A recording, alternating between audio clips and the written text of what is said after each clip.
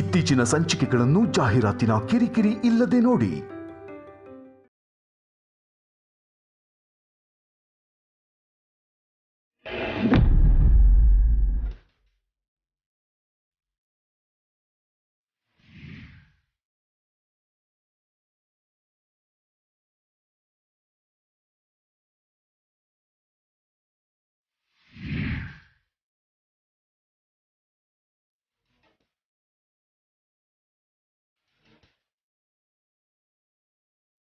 ಯಜಮಾನ್ರೆ, ಅಮ್ಮ ಮನೆಗೆ ಬಂದಾಯ್ತು. ಈಗ ನೀವು ಹುಷಾರಾಗಿದ್ದೀರಾ, ಆದ್ರೂ ಏನ್ ಯೋಚನೆ ಮಾಡ್ತಾ ಇದ್ದೀರಾ? ಅಮ್ಮ ಎಲ್ರಿಗೂ ಕೈ ತುತ್ತು ತಿನ್ಸುವಾಗ ನಾನು ಪ್ರೀತಿನ ಗಮನಿಸ್ದೆ. ಅವ್ನು ಏನೋ ಟೆನ್ಷನ್ ಅಲ್ಲಿದ್ದ. ಅಲ್ಲದೆ ಕಿವಿಲಿ ಬ್ಲೂಟೂತ್ ಬೇರೆ ಹಾಕ್ಬಿಟ್ಟಿದ್ದ. ಅದನ್ನ ನೀವು ಉಪಯೋಗಿಸ್ತಿರಲ್ಲ ಯಜಮಾನ್ರೆ. ಫೋನ್ ಬಂದಾಗ ಮಾತಾಡೋದಕ್ಕೆ ಉಪಯೋಗ ಆಗುತ್ತೆ ಅಂತ ತಾನೇ ಅದನ್ನ ಹಾಕೊಳ್ಳೋದು. ಹೌದು ಪಾರು, ಆದರೆ ನನಗೆ ಫೋನ್ ಬರೋದಕ್ಕೂ ಅವನಿಗೆ ಫೋನ್ ಬರೋದಕ್ಕೂ ವ್ಯತ್ಯಾಸ ಇದೆ ಅಲ್ವಾ? ಹೇಗೆ? ಅದನ್ನ ಜಾಸ್ತಿ ಕಾಲ್ ಬಂದಾಗ ಯೂಸ್ ಮಾಡ್ತಾರೆ. ಆದರೆ ಅಷ್ಟೊಂದು ಕಾಲು ಪ್ರೀತಿಗೆ ಯಾರು ಮಾಡ್ತಾರೆ? ಅದು ಅಲ್ಲದೆ ಅವ್ನು ಯಾವಾಗಲೂ ಅದನ್ನ ಕಿವಿಲಿ ಹಾಕೊಂಡಿರ್ತಾನೆ. ಅದನ್ನ ಕಿವಿಲಿ ಹಾಕೊಂಡಾಗ ಯಾವುದಾದ್ರೂ ಕಾಲ್ ಬಂದರೆ ಅವ್ನು ನಮ್ಮ ಜೊತೆ ನಡ್ಕೊಳ್ತಿರೋ ರೀತಿನೇ ಬೇರೆ ಆಗಿರುತ್ತೆ. ನೆನ್ಪು ಮಾಡ್ಕೊ.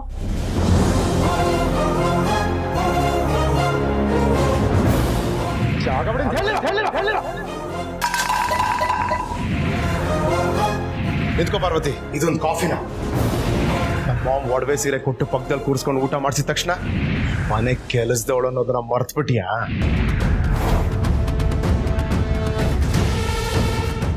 ಹೌದು ಯಜಮಾನ್ರೆ, ಅವ್ರು ಎಷ್ಟೋ ಸಲ ಆ ರೀತಿ ನಡ್ಕೊಂಡಿದ್ದಾರೆ. ಹಾಗಾದ್ರೆ ಅವ್ರನ್ನ ಫೋನಲ್ಲಿ ಯಾರಾದ್ರೂ ನಿಯಂತ್ರಣದಲ್ಲಿ ಇಟ್ಕೊಂಡಿದಾರಾ?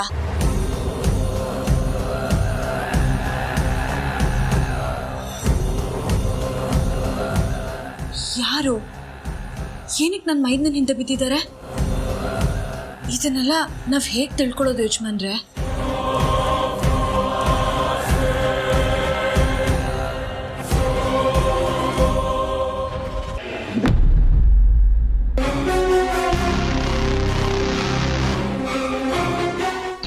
ಪಲ್ಯ ಅಂತೂ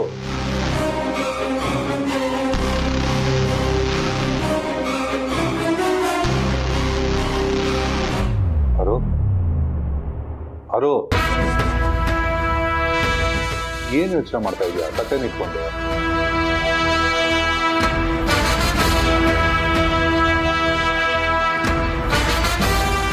ಅಖಿಲ ಮನೆ ಒಗ್ಗಟ್ಟು ಹೊಡಿಬೇಕು ಅಂತ ಅನ್ಕೊಂಡ್ವಿ. ಒಬ್ರ ಮೇಲೆ ಒಬ್ರಿಟ್ಟಿರೋ ನಂಬಿಕೆನ ಕಳಿಬೇಕು ಅಂತ ಅನ್ಕೊಂಡ್ವಿ. ಆದ್ರೆ ಅದ್ಯಾವುದು ಆಗ್ಲಿಲ್ವಲ್ಲ ಅಣ್ಣ.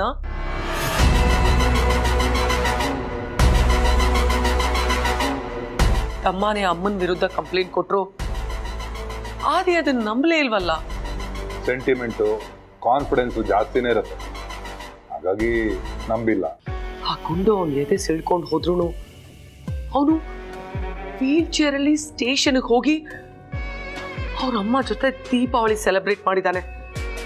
ಸಾಲದಕ್ಕೆ ಅವಳನ್ನ ಬೇಲ್ ಕೊಟ್ಟು ಹೊರಗೆ ಕರ್ಕೊಂಡ್ ಬಂದಿದ್ದಾನೆ. ಅಖಿಲ ಮತ್ತೆ ಅವಳ ಸಾಮ್ರಾಜ್ಯದಲ್ಲಿ ಮೆರೀತಿದ್ದಾಳೆ. ಅವನು ತಾಯಿಗೆ ತಕ್ಕ ಮಗ ಅಲ್ಲ, ತಾಯಿನ ಕೂಡ ಮೀರ್ಸೋ ಮಗ. ಇದೆಲ್ಲ ನೆನೆಸ್ಕೋತಾ ಇದ್ರೆ ಊಟ ಸೇರ್ತಾ ಇಲ್ಲ ಅಣ್ಣ. ಹೊಟ್ಟೆಯಲ್ಲಿ ಬೆಂಕಿ ಹತ್ಕೊಂಡು ಹುರಿತಾ ಇದೆ.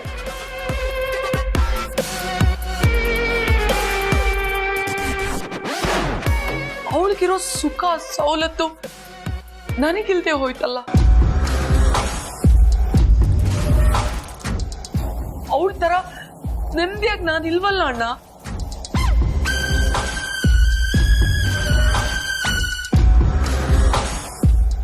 ಅರು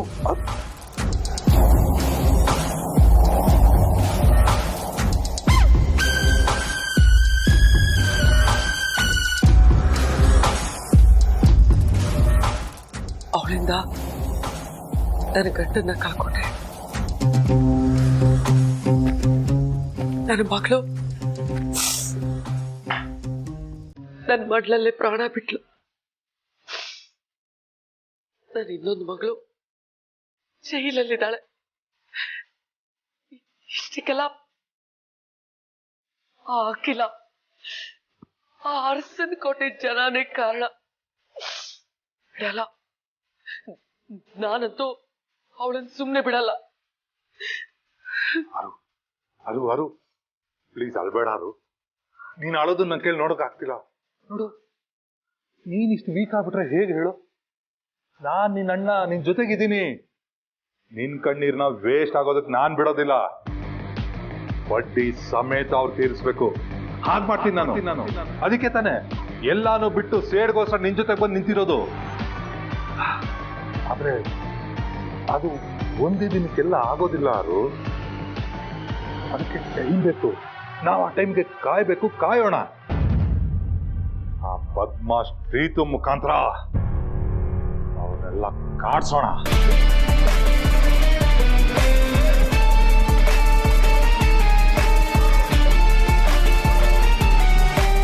ಅನುಷ್ಕಾ ಸಾವು ಅಷ್ಟು ಸುಲಭವಾಗಿ ಮರೆಯುವಂಥದ್ದಾರು?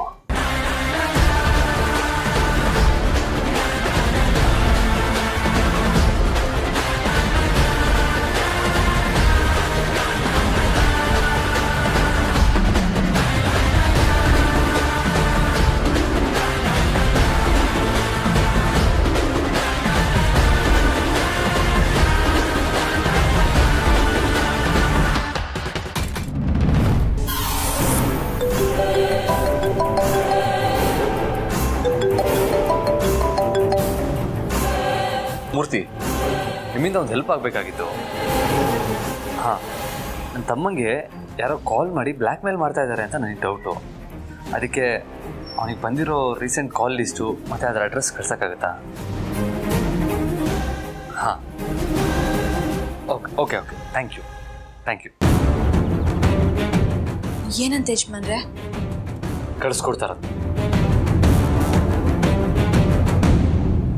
ಹಾಗಾದ್ರೆ ಇದ್ರ ಮೂಲಕ ಅವ್ರು ಯಾರು ಅಂತ ತಿಳ್ಕೊಂಡು ನನ್ನ ಮೈದ್ನನ್ನ ಈ ಸಮಸ್ಯೆಯಿಂದ ಬೇಗ ಹೊರಗಡೆ ಕರ್ಕೊಂಡ್ಬರ್ಬೋದಲ್ವಾ? ಮೊದಲು ಡೀಟೇಲ್ಸ್ ಬರಲಿ. ಆ ಬ್ಲ್ಯಾಕ್ ಮೇಲರ್ ಯಾರು ಅಂತ ಗೊತ್ತಾಗಲಿ. ಅವನು ಮಾತ್ರ ಸುಮ್ಮನೆ ಬಿಡಲ್ಲ.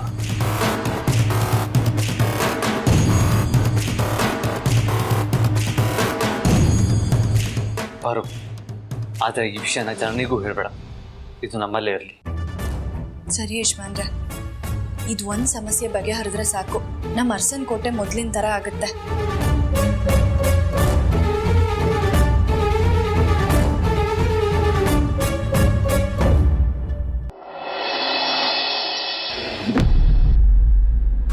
ಹೌದು, ನಾನು ಗಮನಿಸ್ತಾ ಇದ್ದೀನಿ.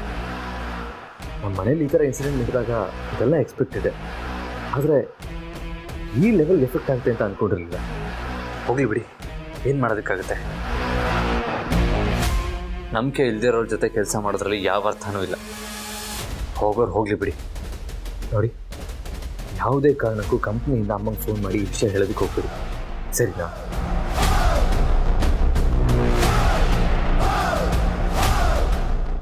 ಆದಿ, ಯಾವ ವಿಷಯ ನನಗೆ ಗೊತ್ತಾಗಬಾರ್ದು ಅಂತ ಮುಚ್ಚಿಡ್ತಾ ಇದೆಯಾ?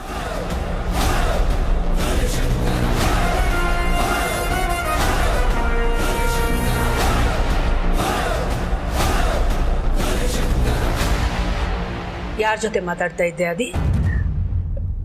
ಕಂಪನಿ ಕಾಲಮ್ಮ. ಆದಿ, ನಾನು ಕೂಡ ಕಂಪನಿಗೆ ಸಂಬಂಧಪಟ್ಟವಳೆ ಅಲ್ವಾ? ನನಗೆ ಗೊತ್ತಾಗಬಾರ್ದು ಅಂತ ನನ್ನಿಂದ ವಿಷಯ ಮುಚ್ಚಿಡ್ತಿದೀಯಾ ಅಂದರೆ ಏನೋ ಗಂಭೀರವಾದದ್ದೇ ನಡೆದಿರಬೇಕು. ಯಾವ ವಿಷಯನ ನನ್ನಿಂದ ಮುಚ್ಚಿಡ್ತಿದೀಯಾ? ಅದು ಹಾಗಲ್ಲಮ್ಮ, ನೀವು ಇವಾಗ ತಾನೇ ಸುಧಾರಿಸ್ಕೊಳ್ತಾ ಇದ್ದೀರಾ. ಅದ್ರ ಮಧ್ಯೆ ಈ ಕಂಪ್ನಿ ಬಿಸ್ನೆಸ್ ಅಂತ ನಿಮ್ಗೆ ಯಾಕೆ ಸುಮ್ಮನೆ ತಲೆ ಬಿಸಿ? ನೀವು ಆರಾಮಾಗಿರಿ ಅಮ್ಮ, ನಾನು ಹ್ಯಾಂಡಲ್ ಮಾಡ್ತೀನಿ. ಏನಾಯ್ತು? ಆದಿತ್ಯ ಯಾರ ಜೊತೆನೋ ಫೋನಲ್ಲಿ ಮಾತಾಡ್ತಾ ಇದ್ದ. ತುಂಬ ಟೆನ್ಷನಲ್ಲೇ ಮಾತಾಡ್ತಾ ಇದ್ದ. ನಾನು ಕೇಳಿದ್ರೆ ನನಗೆ ವಿಷಯ ಹೇಳ್ತಾ ಇಲ್ಲ, ನನ್ನಿಂದ ಮುಚ್ಚಿಡ್ತಾ ಇದ್ದಾನೆ. ಹೌದಾ? ಅದಕ್ಕೆ ಏನದು? ಅಲ್ಲ ಅಖಿಲ, ಯಾವುದೋ ಸೀರಿಯಸ್ ವಿಷಯ ಆಗಿದ್ದಿದ್ರೆ ನಿನ್ನ ಹತ್ರ ಹೇಳ್ತಿರ್ಲಿಲ್ವಾ? ಬಿಸ್ನೆಸ್ ರಿಲೇಟೆಡ್ ಇರಬೇಕು, ನಿನ್ಗೆ ಯಾಕೆ ಸುಮ್ಮನೆ ಪ್ರೆಷರ್ ಅಂತ ಅವನೇ ಹ್ಯಾಂಡಲ್ ಮಾಡಿದ್ದಾನೆ, ಅಷ್ಟೇ ಬಿಡು.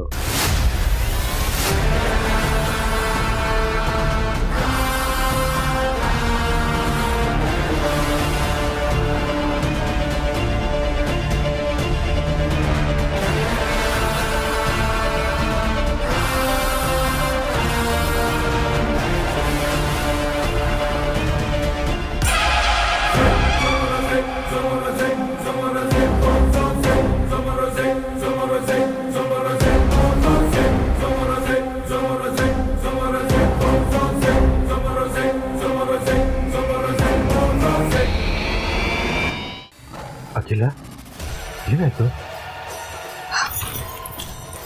ಇದೇನಾ ನೀವು ನನ್ನಿಂದ ಮುಚ್ಚಿಡಬೇಕು ಅಂದ್ಕೊಂಡಿದ್ದ ವಿಷಯ?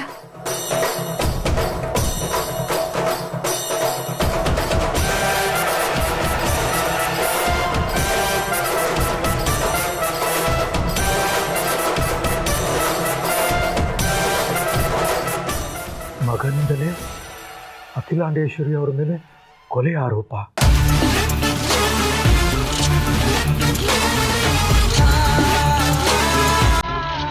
ಕಂಪನಿ ಶೇರ್ನಲ್ಲಿ 40% ಇಳಿಕೆ.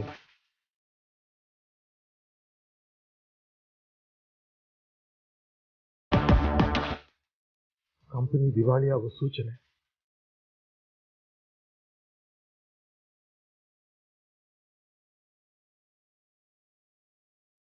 ಇಂಥದ್ದೊಂದು ನಡೀಬಹುದು ಅಂತ ನಾನು ಊಹೆ ಮಾಡಿದ್ದೆ.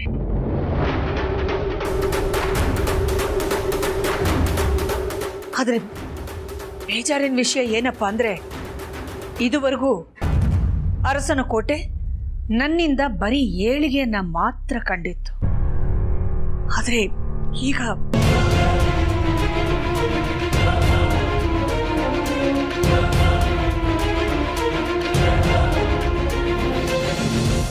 ಇದಕ್ಕೆಲ್ಲ ಕಾರಣ ನೀನಲ್ಲ ಅಖಿಲ, ಪ್ರೀತು.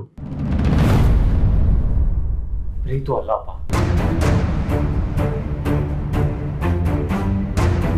ಹಿಂದೆ ನಿಂತು ಅಮ್ಮನ ವಿರುದ್ಧ ಕಂಪ್ಲೇಂಟ್ ಕೊಡೋದಕ್ಕೆ ಸಂಚು ಮಾಡ್ತವ್ರು. ಇದಕ್ಕೆ ಕಾರಣ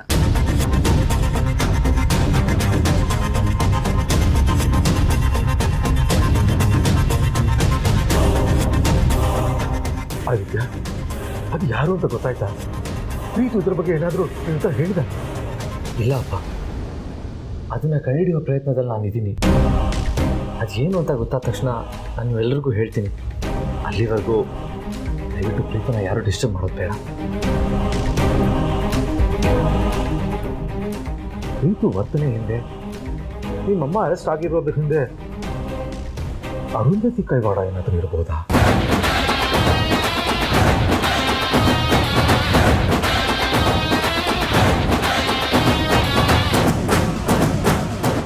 ನನಗೆ ಇದು ಅರುಂಧತಿ ಕೆಲಸ ಅಂತ ಅನ್ನಿಸ್ತಾ ಇಲ್ಲ. ಅರುಂಧತಿದು ಉಡುಪು ಸ್ವಭಾವ.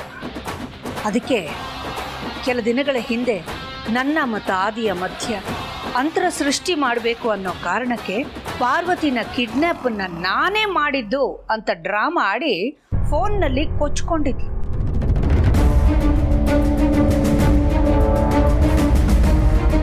ಪ್ರೀತುನ ಅವಳೇ ಏನಾದರೂ ಟ್ರ್ಯಾಪ್ ಮಾಡಿದ್ದಿದ್ರೆ ಸ್ಟೇಷನ್ಗೆ ಬರ್ತಿದ್ದ ಹಾಗೆ ಕೊಚ್ಕೊಂಡ್ಬಿಟ್ಟಿರೋಳು, ಹೇಳ್ಕೊಂಡ್ಬಿಟ್ಟಿರೋಳು.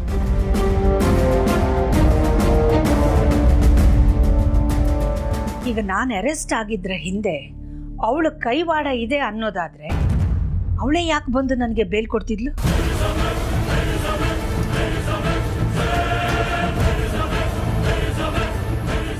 ಹಾಗಾದ್ರೆ ನಿನ್ನನ್ನು ರಿಲೀಸ್ ಮಾಡ್ಸಕ್ಕೆ ಅಂತ ನಾವು ಗೊತ್ತು ಮಾಡ್ಕೊಂಡಿದ್ದು ನಮ್ಮ ಲಾಯರ್ ವಿಜಯ್ ಕುಮಾರ್ ಅವರು ಕೊನೆ ಕ್ಷಣದಲ್ಲಿ ನನ್ನಿಂದ ಬರೋಕ್ಕಾಗಲ್ಲ ಅಂತ ಯಾಕೆ ಕೈ ಎತ್ಬಿಟ್ರು?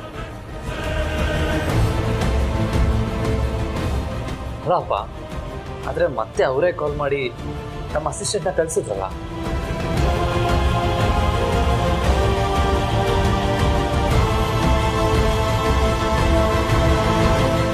ಇದು ತುಂಬಾ ಸೂಕ್ಷ್ಮವಾದ ವಿಷಯ.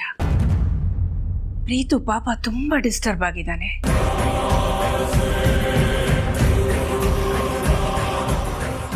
ಯಾವಾಗ ನೋಡಿದ್ರು ಏನೋ ಚಿಂತೆ ಮಾಡ್ತಾ ಏನೋ ಯೋಚನೆ ಮಾಡ್ತಾ ಕೂತಿರ್ತಾನೆ. ಇನ್ನು ನಾವು ಪದೇ ಪದೇ ಕೇಳಿ ಆ ಒತ್ತಡಕ್ಕೆ ಸಿಕ್ಕು ಅವನು ಮತ್ತೆ ಯಾವುದಾದ್ರೂ ತಪ್ಪು ನಿರ್ಧಾರ ಮಾಡೋ ಹಾಗಾಗಬಾರ್ದು.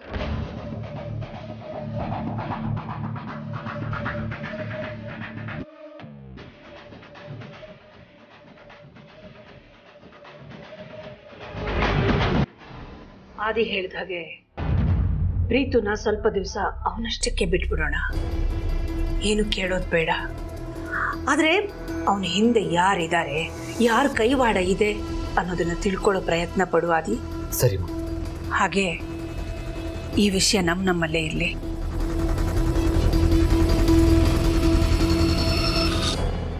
ಹೊರಗೆ ಯಾರಿಗೂ ಗೊತ್ತಾಗೋದು ಬೇಡ.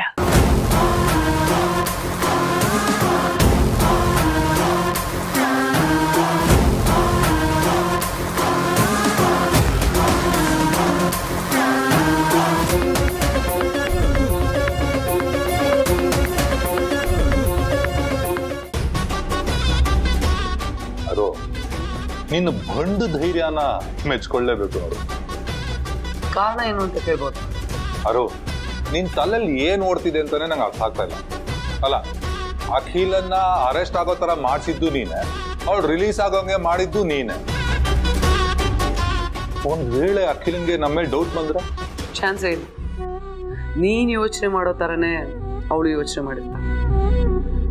ಅಂದ್ರೆ ನಾನೇ ಅವಳನ್ನ ಅರೆಸ್ಟ್ ಮಾಡಿಸಿದ್ರೆ ನಾನು ಯಾಕೆ ಅವಳಿಗೆ ಜಾಮೀನು ಕೊಡಿಸ್ತಾ ಇದ್ದೆ ಅಲ್ವಾ? ಈ ಅರೆಸ್ಟ್ ವಿಚಾರದಲ್ಲಿ ನಾನು ಅವಳ ನಂಬಿಕೆ ಉಳಿಸ್ಕೋಬೇಕು. ಹಾಗೆ ನಾನು ಬೇಲ್ ಕೊಡ್ಸೋಕ್ಕೆ ಒಪ್ಕೊಂಡಿದ್ರ ಹಿಂದೆ ಒಂದು ಮುಖ್ಯವಾದ ಕಾರಣ ಇದೆ. ಪ್ರೀತು ಹಿಂದೆ ನಾವಿದ್ದೀವಿ ಅಂತ ಅಖಿಲಾಂಡೇಶ್ವರಿಗಾಗ್ಲಿ ಅಥವಾ ಅರಸನ ಕೋಟೆಯಲ್ಲಿ ಯಾರಿಗೂ ಡೌಟ್ ಬರಬಾರ್ದು ಅಂತ.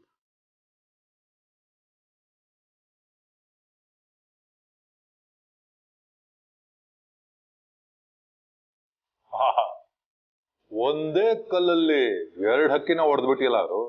ಅವಳು ಹುಚ್ಚು ನಂಬಿಕೆನೆ ನಮ್ ಬಂಡವಾಳ. ಎಲ್ಲಿವರೆಗೂ ಪ್ರೀತು ಬದಲಾವಣೆಗೆ ನಾವು ಕಾರಣ ಅಂತ ಗೊತ್ತಾಗಲ್ವೋ ಅಲ್ಲಿವರೆಗೂ ನಾವು ಸೇಫ್ ಝೋನಲ್ಲಿ ಇರ್ತೀವಿ. ಗೊತ್ತಾದ್ರೆ ಡೇಂಜರ್ ಝೋನಿಗೆ ಹೋಗ್ತೀವಿ.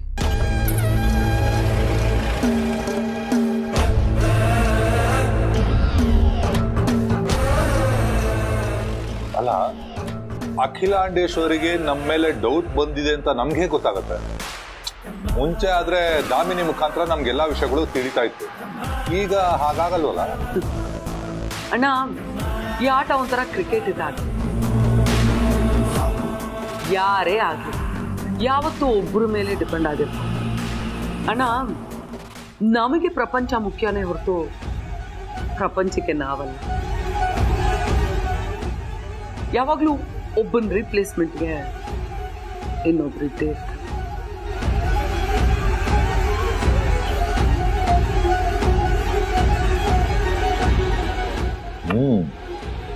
ನೀನು ಹೇಳೋದು ಸರಿನೇ. ಅರು, ನೀನು ಒಪ್ಕೊಳ್ಳೋದಾದ್ರೆ ಒಬ್ಳಿದಾಳೆ. ಯಾರು?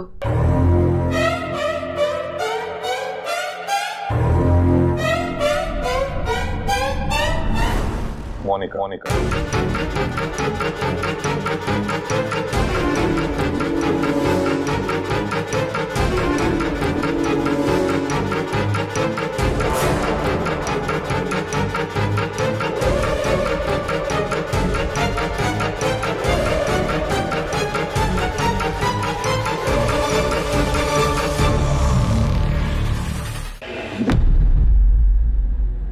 ಓಕೆ ಮೂರ್ತಿ ಅವರೇ, ನಾನು ಈಗಲೇ ಚೆಕ್ ಮಾಡ್ತೀನಿ.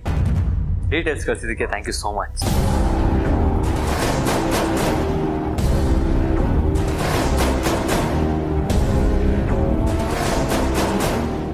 ಏನ್ ನೋಡ್ತಾ ಇದ್ದೀರಾ ಯಜಮಾನ್ರೆ? ಅದೇ ಬಾರು, ಮೂರ್ತಿಯವ್ರಿಗೆ ಪ್ರೀತಿಗೆ ಬರ್ತಾ ಇರೋ ಕಾಲ್ ಡೀಟೇಲ್ಸು ಮತ್ತು ಅದರ ಅಡ್ರೆಸ್ಸು ಕಳ್ಸಕ್ಕೆ ಹೇಳಿದ್ನಲ್ಲ, ಅದನ್ನು ಕಳಿಸಿದ್ದಾರೆ. ಹೌದಾ? ನನ್ನ ಮೈದ್ನಂಗೆ ಯಾರು ಪದೇ ಪದೇ ಫೋನ್ ಮಾಡ್ತಿದ್ದಿದ್ದು ಅಂತ ಗೊತ್ತಾಯ್ತಾ? ಅದನ್ನೇ ನೋಡ್ತಾ ಇದ್ದೀನಿ ಬಾರು.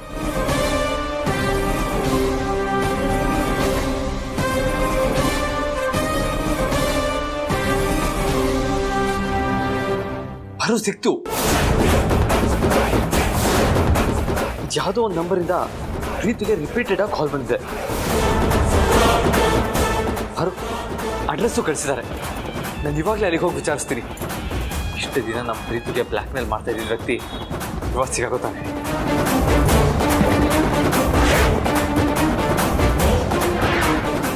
ಯಜಮಾನ್ರೆ ಏನ್ ಮಾಡ್ತಾ ಇದ್ದೀರಾ? ಗಾಬರಿ ಆಗ್ಬೇಡ ಪಾರು, ಬರೀ ಸಪೋರ್ಟಿಗೆ ಹಾಕಿರೋದಷ್ಟೇ.